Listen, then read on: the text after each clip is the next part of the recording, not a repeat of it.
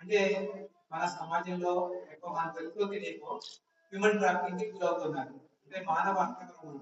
So నిన్న ఈ మధ్య కాలంలో కూడా చూసినట్లయితే మనకు బెంగాల్ నుంచి ఒక బీహార్కి ఒక ట్రైన్ లో పూర్తి భోగి అంట అందరు పిల్లలు తీసుకుని ఒక ఇద్దరు ముగ్గురు బెంగాల్ నుంచి బీహార్కి బయలుదేరింది. కానీ ఒక ఏదో ఒక స్టేషన్ లో పట్టుకున్న తర్వాత వాళ్ళకి ఎవరు తీసుకెళ్తున్నారు ఏదైనా ఆలోచిస్తే మొత్తం ఆ భోగి ఉన్న పిల్లలందరూ కూడా ట్రాఫిక్ కి గురైన వాళ్ళు.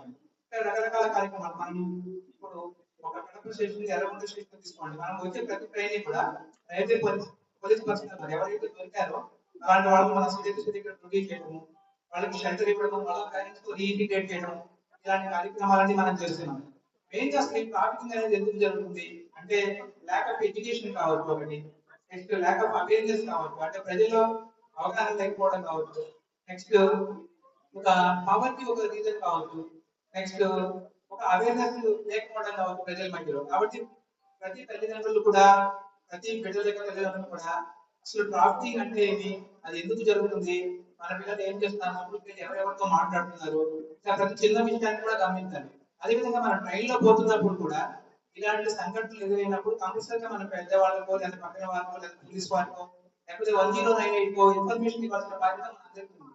ఇలా ఎప్పుడైతే మనం ఇన్ఫర్మేషన్ ఇస్తామో ఆటోమేటిక్ గా ఇంకా ఎవరైతే ట్రాఫికింగ్ గురవుతున్నారో ఆ రెస్క్యూ చేసి వాళ్ళని కంపెనీ దగ్గర ప్రొడ్యూస్ చేసి మళ్ళా ఫ్యామిలీస్ తో రీఇంటిగ్రేట్ చేయడం జరుగుతుంది. ట్రాఫికింగ్ కాకుండా ఉంటారు. తర్వాత అవేర్నెస్ కూడా ఏర్పడుతుంది. ఇక్కడ ట్రాఫికింగ్ అనేది ఒక మోడర్న్ డే స్లావరీ అంటున్నారు.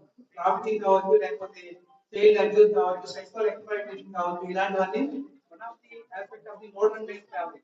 అంటే ఇంకా మనం కొన్ని వందల సంవత్సరాలుగా మనం రకరకాలుగా అంటే బ్రిటిష్ వాళ్ళ దగ్గర నుంచి లేకపోతే ఇంకా స్వాతంత్రం పొందిన తర్వాత కూడా 70 సంవత్సరాల తర్వాత కూడా ఇంకా స్లావరీ అనేది కొనసాగుతుంది.